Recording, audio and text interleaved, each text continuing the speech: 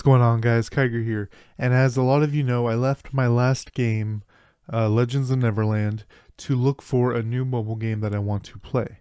Let's take a look at the things that I'm keeping in mind and let me know in the comment section down below which ones of these you would like to see me try out. I'll do a trial video of each game chosen and then follow up with which game we should be going for. Let's get into it.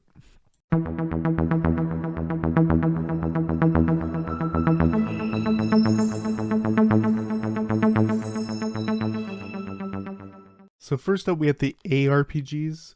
Undecember. It seems like it's going pretty well. What happens with a lot of these ARPGs is the game itself is pretty good and pretty free to play friendly, but the mechanics around it are pay to win, such as bag space, such as ease of access to certain things. So while the game itself is pretty good for the player, it's a little annoying at times, and you can pay $5 here, $5 there to lower how annoying it is. So Undecember's one I'm looking at. It might be a little too complicated for a lot of my viewers, or a lot of any viewers. So that one's one to look at. Punishing Gray Raven is also a big one to keep an eye out for. This is one where you can swap between different weapons at a time. They have the computer client as well now, and they have a big update coming very, very soon. Both games are keeping high ratings, and very similar to Undecember, but more anime-esque. We have Torchlight Infinite. So Torchlight, as you see, it's literally right there with Undecember. It's a very similar game. You go through the maps. You have the same kind of setup, maybe a little less confusing for some players, but very similar setup. Less customization because you pick one of the, I think, 5 classes. They may be adding more in the future. I haven't kept too close tabs on it, but just have a loose idea of everything I have going on here. And then you go through the maps. This one lets you feel very, very strong, where you're literally just clear, waves of people at a time, and then you can have explosions, similar to those high tier what is it called? Diablo 2 games. Next, let's get into these other versions of games I want to check out. Alright, so the one that everyone's going to talk about, Genshin Impact.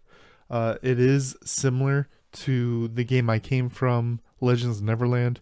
The main difference would be Genshin is very single player focused gameplay. Has a lot more exploration and stuff than Legends of Neverland. But it is focused on you, and that is a key difference. That's why it's so free to play friendly. You can do everything in the game, no issues, by yourself without spending a penny. But if you want more options, then you would be spending money. And if you want to do more things in a day, you would be spending money.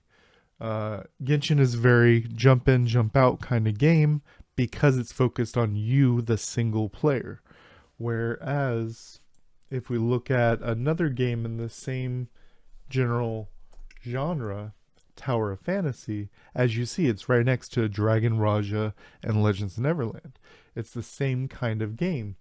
The main difference being, like I said, it's a very interesting go-between of Legends of Neverland, Dragon Raja type of game, versus Genshin Impact.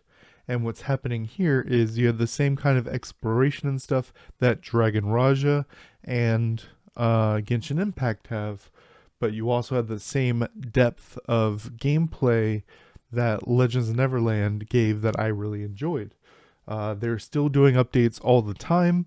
They still have the exploration that I kind of want to check out. If this is something you guys want me to check out, I will. Next, let's get into Last one I wanted to hit on was Guardians of Claudia. Uh, it has certain systems that I'm not totally sure about, but it seems like it's getting all these updates and such. Uh, Class dynamic, what have you, a little more chibi-ish um, than some of these other games, but it does fall in this genre, and it is getting regular updates November 15th. So if it gets another one pretty soon, I'll be okay with the direction this game is going. Let me know if you want to see me check that out. So the last one I want to talk about is hero collector type of stuff, and that would be things like Evolution Eternal. Evolution. That'd be things like this one. And I checked this out. I like it. And it's strategy, so you have a grid system, and then you put down your characters and you fight the other characters. And then it's most of the gameplay comes from setting up and then turn by turn action. I like this game. The issue with it is a lot of the better characters in the game. Like, for example, this guy right here is the literal best character in the game. He's not available anywhere besides pulling him, besides buying him in $100 packs. That's kind of a for me. And then the other big characters, like right next to him, are SSSs. They are in banners. I don't mind the banner system. What I do mind is when you gate best characters behind literal paywalls. Me, as a free-to-play or low spender, literally cannot ever touch that character. Especially when you need several copies of him to even do anything with him, right? So Noah's Heart and Blade and Soul fall into that last category I talked about, but both of them have been falling off pretty hard recently. But other hero collectors such as Magicrad,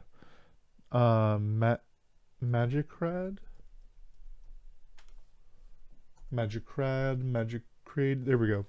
Infinite Magicrade. This is a decent one. It's a hero collector, like I said. You collect them, you rank them up. They generally give you a bunch of the lower tier ones so you can rank up your bigger ones. And then what's interesting is this one has like little mini games and stuff you can do as extra time. You have the regular arena, story mode, the regular stuff you would expect from this type of game.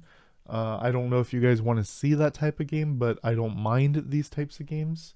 There are two more that I wanted to talk about real quick. That was Infinite Magicrad. Let's see. We talked about Evolution Eternal. I'm going a lot of this off the top of my head. But Hero Collector, let's see. The newest ones. We have Summoner's War Chronicle. This one only came out a little bit ago. I know several other content creators have been going pretty hard on it. And what happens is you have your own character that has their own skills right here, but then you also have 3 summons that you use their skills based off of the mana up here. It's a pretty interesting system, and the first time I've seen this, it is also off of the Summoner's War franchise, which the base Summoner's War game has been going strong since the early times of mobile gaming. And there is stuff like this: mining, collecting, fishing, which is something people really enjoy. And map system, you can go all around. And only thing that I don't really like is, I want to see if they show it, is what the general monsters UI looks like. Like you see this monkey right here. There's the red monkey, the blue monkey, and the green monkey. Just like this is the blue girl, there would be a red girl and a green girl. This is the green panda. There would also be a blue panda and a red panda. While their skills can change based off their color. It's mostly this triangle advantage system, which is interesting and does do its own thing. This game also does a light, so it does that triangle of fire, water, earth kind of triangle, and then it also does a light versus dark, where light is strong against dark, but dark is also strong against light.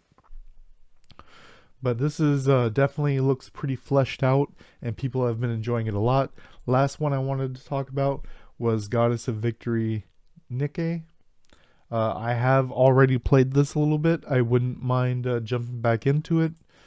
And it is an interesting shooter game.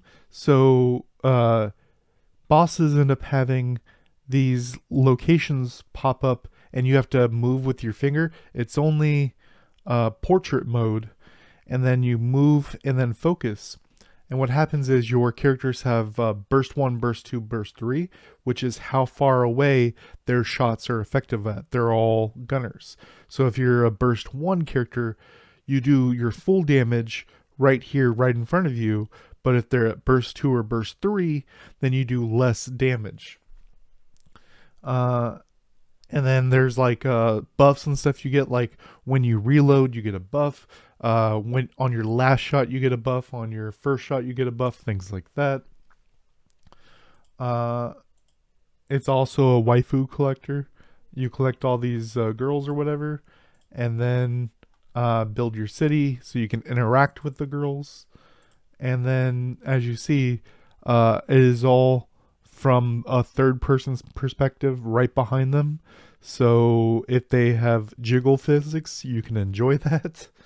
But that is the last one I really wanted to talk about. Let me know.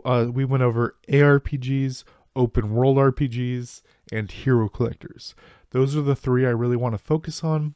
While I do have I have a professional card game background. Card games don't really do too well for smaller YouTube channels like mine. While I can show decks for like Snap or whatever, mostly that content would just be, hey, here's the update. Here's the like for Snap, for example, it would mostly be things like these are the cards I would use for this new base that's for the day or for the next couple days. Not really engaging content because I can't really stream because of I'm always on the go for work. But let me know down below or on my Discord in the other games section which game you like to see me check out. And if I get at least 10 members for any one particular game on the Discord, I will open up a section on the Discord with I go full deep on all the stuff you need to know, and then have different sections and stuff for any game that at least 10 people want to check out. Till next time, guys.